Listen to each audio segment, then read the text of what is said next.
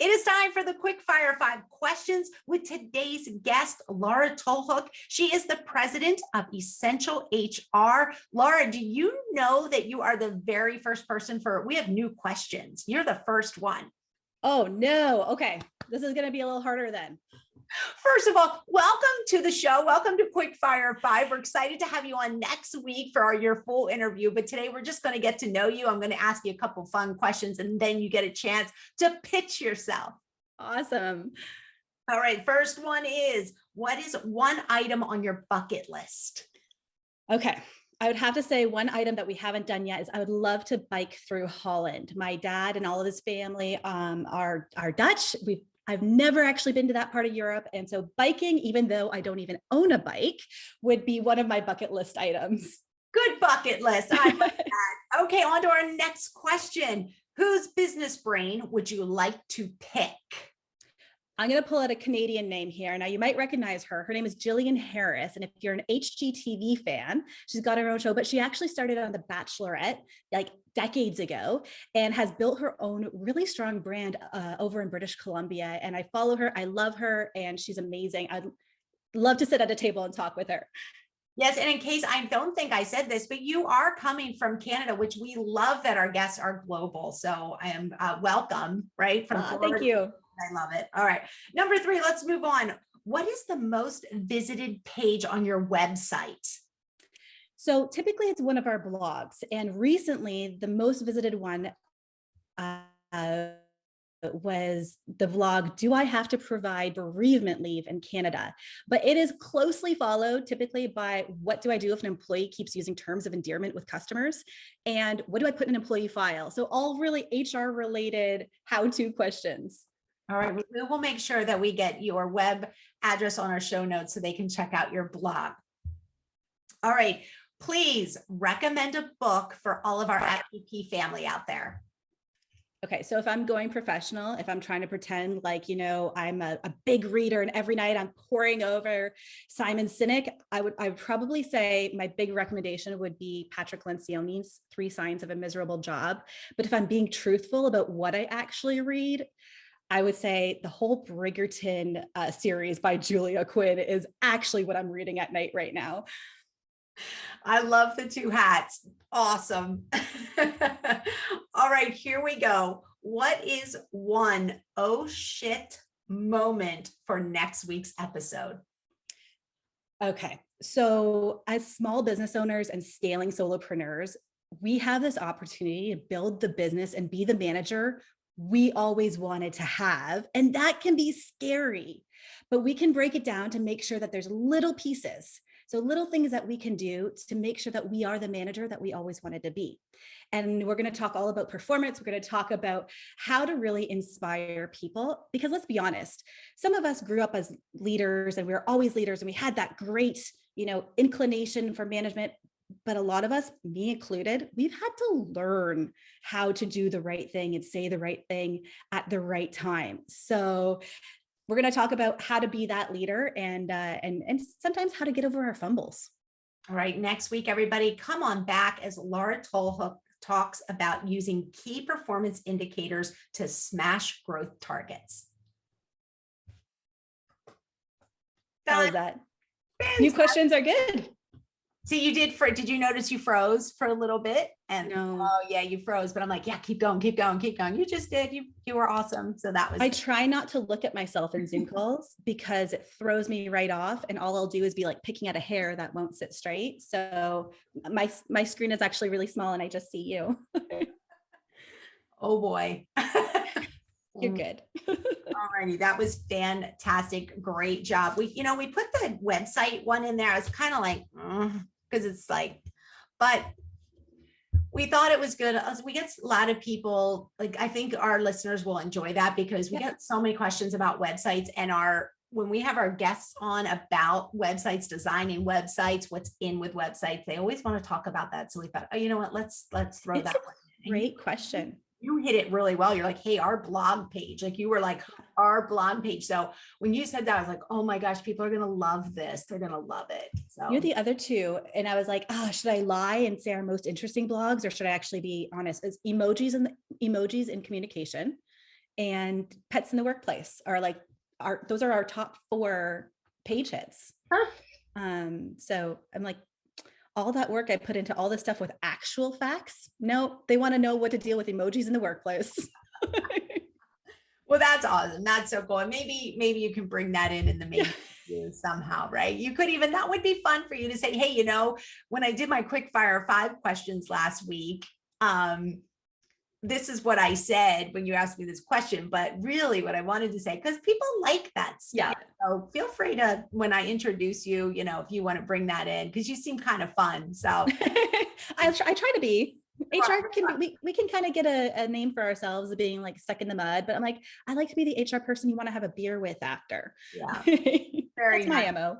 Well, it's great because a lot of times there's just specific topics that I know I'm like, oh, this is going to be like, they're going to come on and be like, oh, the whole time. And I'm like, oh God, you're fun for HR. You can start with that. Yeah, I might. Okay. All right. Let's get started. No more than 20 minutes. Okay. If it's shorter, that's fine. Absolutely fine. But no more than 20 minutes. So it is 6:21. So we'll try to shoot for like 6:40 if you have any type of clock there or anything. Just to keep an eye on it. Like I said, if we're done before that, that's okay. It's really okay. I think this will be fine in 20 minutes. No problem. Okay. Good. Okay, let me just go over our questions really quick. First thing I'm going to ask you really is just, hey, what is your definition of KPIs, right? Yep. And then I'm going to go into when should I introduce KPIs with my team? Okay. And then I'm going to say, all right, well, if you have one team member, should you still do KPIs, and then multiple teams, and then a mature business? And then what are your tips for coaching people to not just hit KPIs, but exceed them? And then final question is, what's your advice on a superstar performer, and how do I effectively coach them to achieve even more? Are you good with those questions? All good. Okay. All right, I'm going to count us down and let's get started. Here we go. 3, 2. Welcome back for another episode of the Fitness Business Podcast. I'm your host, Dori Nugent, and today I have Laura Tolhoek with me. She is a Canadian, which I love having international guests on the podcast. And Laura is the president of Essential ER. So basically what Laura is a human resource consultant. Laura, welcome to the Fitness Business Podcast. I'm so excited to be here. Thank you so much. Yeah, you know what? I said it earlier before we started recording. I'm going to say it again. You're fun for an HR director or an HR consultant, should I say?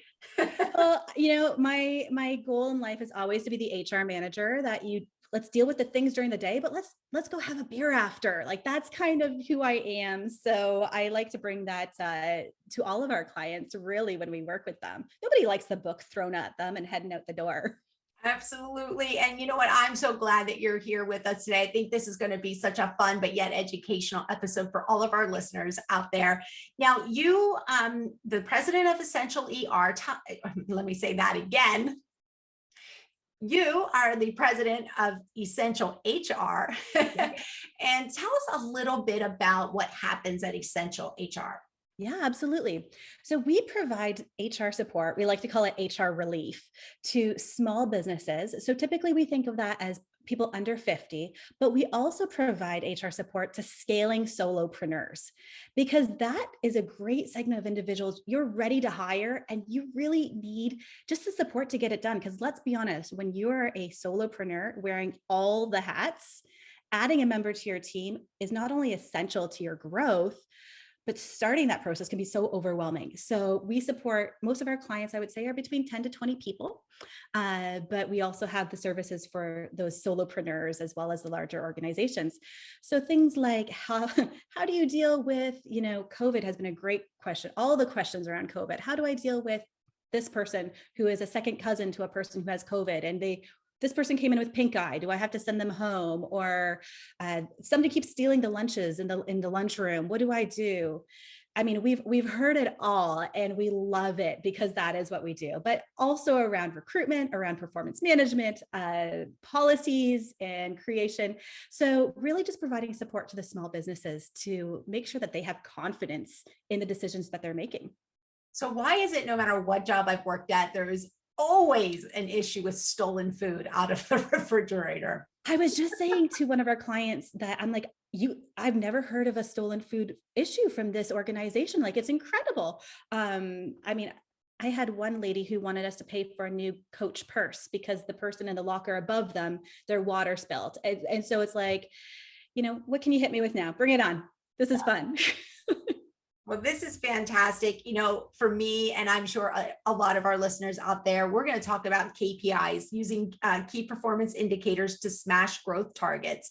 And KPIs for me are a love-hate relationship. Mm-hmm. And I'm sure I'm not the first person to say that. So my first question to you, Laura, is could you just give your definition of what is a KPI?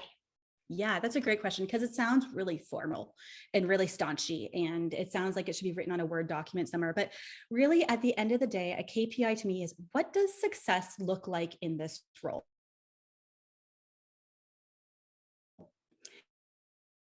Oh, Laura, and we want to figure out what. I lost you. Are we good? Yep, I lost your audio. So I'm going to go back and I'm going to ask you the question again. Sure. And I just lost you for a second. So let's do this. Okay, here we go. So my first question today is, could you explain to all of our listeners out there the definition of a KPI? So KPI sounds really scary. It sounds like something some ivory tower HR department has put together. But at the end of the day, a KPI, all it is explaining what success looks like in this role. So it doesn't have to be scary. It doesn't have to be formal. It doesn't even have to be, extensive, but it's knowing for you as the business owner what success looks like, so you can accurately and clearly give that information to your team members.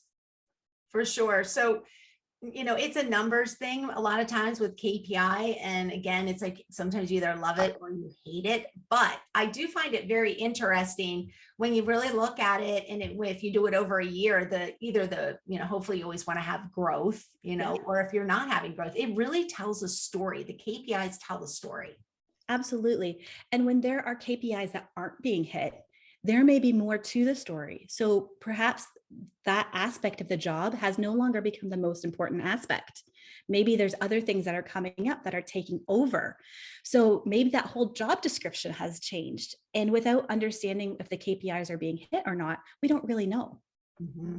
Now, I can clearly remember the first time I was introduced to KPIs and I didn't even know what it stood for, never learned where do I start. So I'd love for you just to talk about, when should a team leader introduce KPIs to their team? This is a great question. So I'm going to take it a step back. So when you build a job description for a new team member or for a team member or for a new role in your organization, the KPIs should be embedded right into the job description. And this is why, as a person who's starting a new role, when do you want to know what success looks like in the role? Do you want to know what it looks like 6 months after you started, 2 years after you started? Or would you probably want to know when you accept that job, what success looks like? And I'll give you an example. So say you're hiring a new marketing person for your business and you've done some great recruitment and you put a practical assessment out there, and they not only get your brand and they get your voice, but they've created some amazing social media calendars as part of their practical assessment. And then you have them start only to realize they created an amazing social media post, but it took them a whole day for one post. And is that what success looks like for you in that role? Or perhaps they should have been posting 10, making 10 of those a day. So we really want to explain what success looks like in this role right from the beginning. Now, when it comes to HR, there's best practices and there's reality. And you have to figure out what works for you and your team. So hands down, you need a job description when you have somebody joining the team so they understand what their role is. I think that those KPIs should be included right in the job description, because then you already have set up your performance management and goal setting system. So does a new team member need KPIs? I think so. Are they going to hit 100% of what you need? No. And that's completely okay. And having that conversation is all part of the process. So what about if you just have one employee? So for all of our boutique owners out there that maybe only just have one employee, should they have that one single employee do a KPI? So this comes back to that formal versus informal. And again, we assume KPIs are very formal. Whereas does that one person need to know what success looks like in their role? And I would say, yeah, I'm sure they would appreciate that. And it doesn't have to be, okay, Susan, this is the time we're going to sit down and talk about the KPIs of, it's not like that. We know that as small business owners, it's like, all right, Susan, okay, let's figure out what we want to do for March. What are we going to hit? What are our goals? What do you think you can attain? It's a lot more fluid of a conversation, but at the end goal is the same. I like how you put that. Absolutely. I just like your approach on that completely. So what if, let's talk about now you have multiple teams. Should the teams have KPIs or do you still want to go with individual KPIs? So it's, great lawyer, great HR word. It depends. If you have teams, there's going to be a baseline. So if you have, customer service associates who are supposed to be bringing in sales, or if you have trainers in your business who are supposed to be, getting repeat clientele, there's a baseline of what you expect. And if you don't have that baseline, take an evening with a tall glass of something that you love and just spend some time thinking about it. Figure out what your baseline is. And that's going to change based off of, clientele. It's going to change based off of potentially the experience that they have, how long they've been in the role, potentially even their salary. But you might have bigger expectations for people who have, a bigger hand in that revenue pot. So there should be that baseline and it should be clear, but it is going to depend. So if you have a new person who's bringing in sales and it's just their 3 months, they won't hit the same things as the 3-year person. So speaking of longevity, what about the mature businesses, the fitness club that's been around forever, mom and pop, maybe family owned? Is it ever too late to start KPIs? I'm going to take it back to that informal versus formal concern of KPIs. You're like, I've done this for 20 years, but there's possibly, or there's potentially, or maybe there's not, you never know. You've already worked it into the system. You've already worked those conversations into how you manage and how you operate. So maybe taking it one step further by formalizing it. So actually talking about it more often is part of what you can do if you have a long-term business. If you want to do it, if this is part of what you think is going to help develop your employees, which it is, and grow your business, which it is, then go ahead and do it. There's no wrong time to start. I agree. You can always learn new things. And you know what?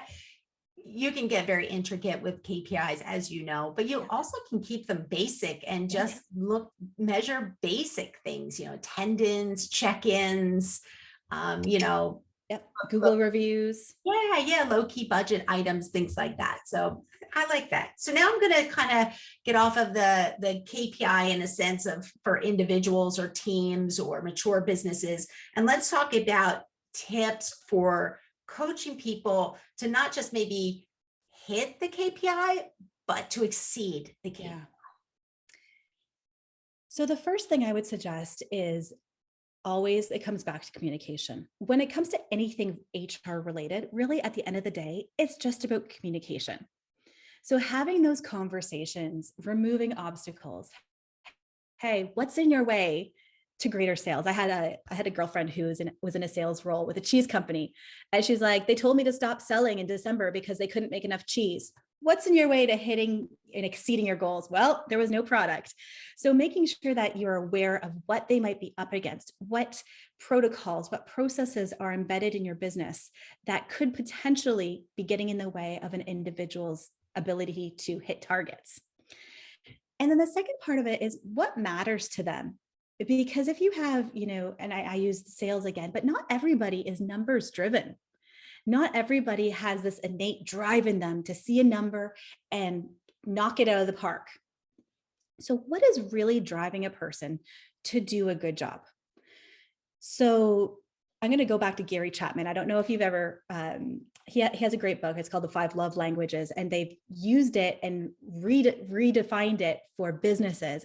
And it really puts into perspective that people are motivated and feel engaged and feel appreciated in a number of different ways.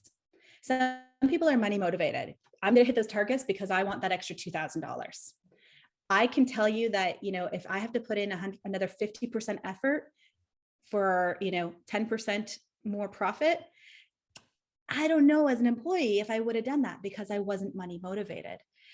But if you as my supervisor struck up a relationship and engaged with me and took me in as like a family and really showed that you were invested in me, I would go 100% past the finish line. So it's finding out what really makes a difference to your team members. And this is where it gets tough. It would be easy if everybody was goal driven and money driven out of that goal, because then we could just throw money at people and everybody would want to exceed their targets. Finding out what makes people tick that's going to make them exceed their targets is so much more difficult. And that's where it comes back to learning that leadership, learning that management that we might, me in that bucket, not have been innately born with. I love how you look at that. It is so true, because what inspires one person is completely different. You've got, John over here that's money driven, and then you maybe have a different manager that flexibility is important to her, and she likes the fact that maybe she can come in a little later, she stays a little later, or come in early if she needs to leave early. And I know myself being out there in the fitness industry, that's something that I had to learn, because I thought everybody had the same drive. Thank you. Drive as myself. And as soon as I figured that out, I felt like I became a much better leader. So yeah. Well, I'll give you an example of our team. I'm not a gift person. You give me a gift, I'm like, oh, cool, thanks. It doesn't resonate with me. And every once in a while, I'll send out, just a little essential oil roller ball or a mug or something to our team members. And the reviews, and not the reviews, I have 4 team members, so we don't get reviews. But the feedback, like, thank you so much. That was amazing. My husband thought it was amazing. And I was like, it was a roller ball, but you're welcome. But I know it means a lot to them. So I put that in my arsenal, in my toolbox, to make sure that they know they're appreciated. Completely. I think we could have a whole show on that. Oh yeah. That book is great. I've read that book. I recommend that book all the time, but you learn a lot about people if you can just identify. In that book, of course, it's about their love language, but it kind of is all the same. It's just really what makes them tick, what makes them light up. And you're right. You can have somebody that, I'm like you, gift, but there's other things that really make me like excited and want to work harder and strive for. So love it. You want to go for lunch with me? Oh, that's amazing. I think it's the 4 languages of appreciation in the workplace is the name of the book accurately, if I can remember. Okay. All right. Yeah. Well, we'll make sure we put that book in our show notes so that all of our listeners out there can click on it and take a look at it. Yeah. All right. What's your advice on a superstar performer? How do you effectively coach them to achieve even more? You always have that superstar that thinks, oh, I'm amazing and I'm great. And, nobody can catch me. So how do you coach them to shine even brighter? So one of the things that we often do with our employees who exceed expectations is we forget about them. We focus on that bottom 20% to try to raise them, to the 50 mark. Meanwhile, the person who's at 120 has this, unlimited capability. And we're just like, well, they'll be fine on their own. They know I appreciate them. They know I love them. And we don't actually put the time and effort into letting them know. And this is what I would recommend. If you think that you give appreciation to your team members and they know how much they mean to your business and how much, that they are significantly a part of the strategic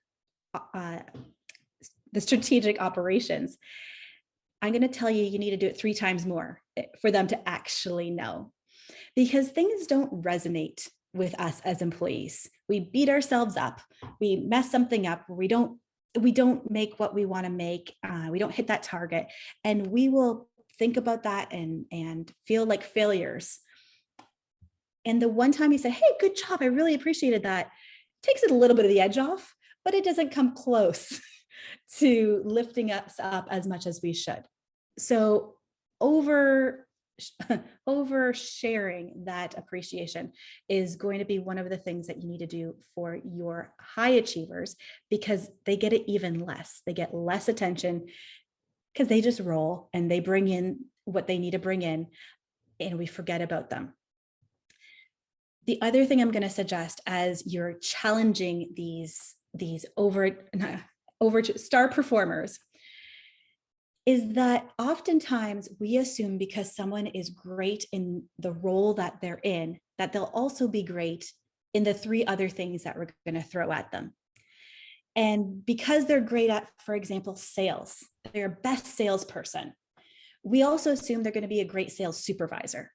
And so we slap on a title, give them a little bit more money and forget about it, and then wonder why the team members are disengaged on their team, or why they're just not doing what you thought they would do, because we've assumed that they're great at this and we don't support them. We don't give them the training when we put them into a new role with a new set of skills and responsibilities.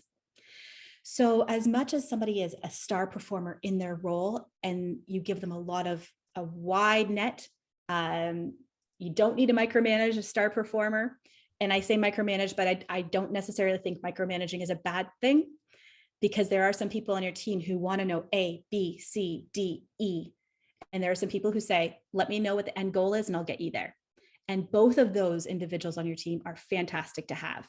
And managing them is 2 separate things.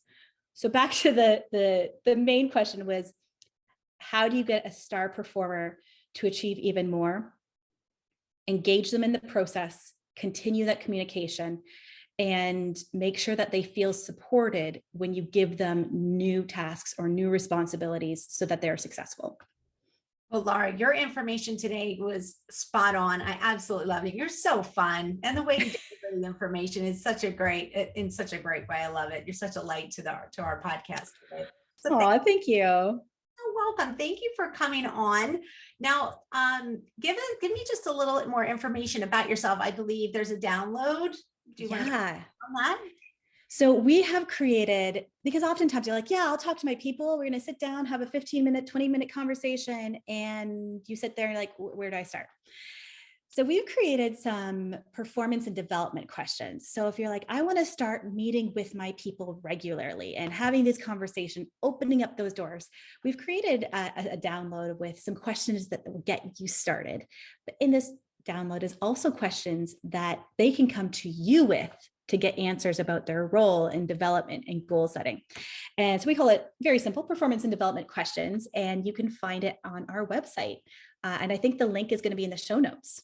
It will. We'll make sure that we get that link in there so that all of our listeners out there can click on and have the opportunity to download. I love free downloads. I'm like the downloading queen. I, love that kind of stuff. Go ahead. I love it when it's in a Word document, so I can just manipulate it how I need it. So, it's funny. I was on social media, and how sometimes they advertise these free downloads, and it was a download for like how to make your Instagram post better, right? Yep. So I downloaded it. It was really good because it was kind of simple, but because it was simple, it's like, oh, I can do this, yes. Right? Because I think if you're downloading something like that, you're just looking for some help, which means you're not really that great of an expert. So it kind of just seemed like it fit. Well, it ended up, I loved it so much. I had the guy, Luke Simons, on our show, and I was like, hey, by the way, I found you and I downloaded your how to make your Instagram post better. And now you're on the Fitness Business Podcast. He was amazing.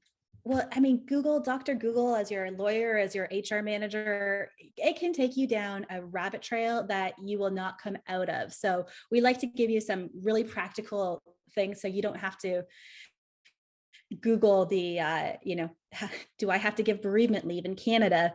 Or, the questions that always come up on our blog. Actually, I mentioned in the quick fire 5 that was our top one, but I was thinking about it, and I was wondering what else is up there. And there were like way more interesting ones. Like, what do you do about emojis in the workplace communication, or, options for bringing pets to work? I'm like, those are really cool. Bereavement leave is not nearly as fun of a topic. Yes, when you did your quick fire 5, I think I asked you what was your most visited web page. That's what it was. You Yeah. gave a very professional answer, but you really wanted to say it was about emojis in the workplace. And what was the other one? Emojis in the workplace? Emojis in the workplace. Oh, there's another, terms of endearment. The pets. Oh, and pets. Yeah. Pet policies in the workplace. Well, Laura, thank you so much for coming on. Thanks for being a first-time guest. This was great. Love to have you back on a second time. So hopefully in the future. But thanks again. We'll put all your contact information on our show notes so that if any of our listeners out there have any additional questions, they can just go right to you and say that they heard you on the Fitness Business Podcast. Thanks so much, Dori. It was a pleasure being here. All right. Great job, Laura. Thank you. We did 20 minutes. Minimal. Okay. So we have one more section. This is it's a sponsored question by Hapana. So we call it the Fitspitspiration question. And that is, what are your 3 tips to developing, what are your top 3 tips to developing successful, I'm going to say success metrics.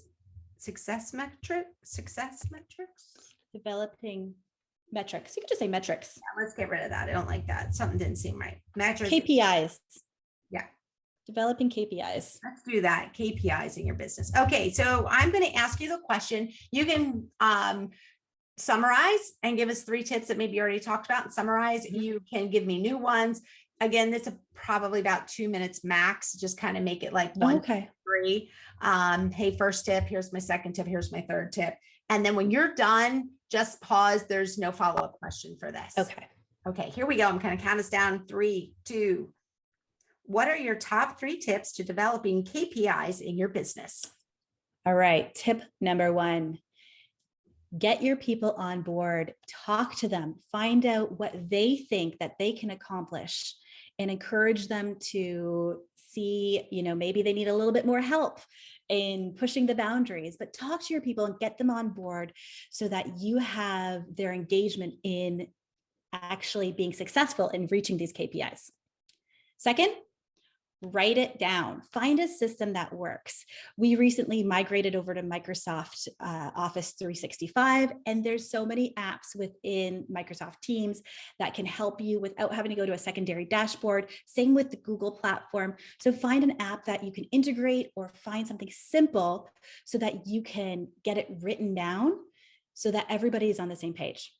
Third tip, book the follow-up. We all have the best of intentions when it comes to KPIs and performance and goal setting with our team. And we build the KPIs and we have these exciting meetings. And then 2 months from now, it's like, what happened to those KPIs? 6 months from now, we're like, oh, we should really book another follow-up. 8 months from now, the KPIs don't even make sense anymore because our business has changed. So book the follow-up, get it into your calendars, and don't change the meetings. Make sure that they're happening so that your team members know it's important. All right, you nailed that. Good job. Thank you. Awesome. I love your format. It's so simple. Oh, thank you. Yeah, we try to keep it simple. We just found this, we stick to it. We're very strict to it. It works really well. It works for the folks that like to have fun and be a little more loose. And it also works for those that are very serious and they just want to answer the question and, kind of keep working down the list. So, yeah. Yeah, no, it's easy. Like when you have the breaks, it's so much less, like brings down the endorphins and then it can go back up. Yeah. Hold on. I'm just going to stop our recording for 1.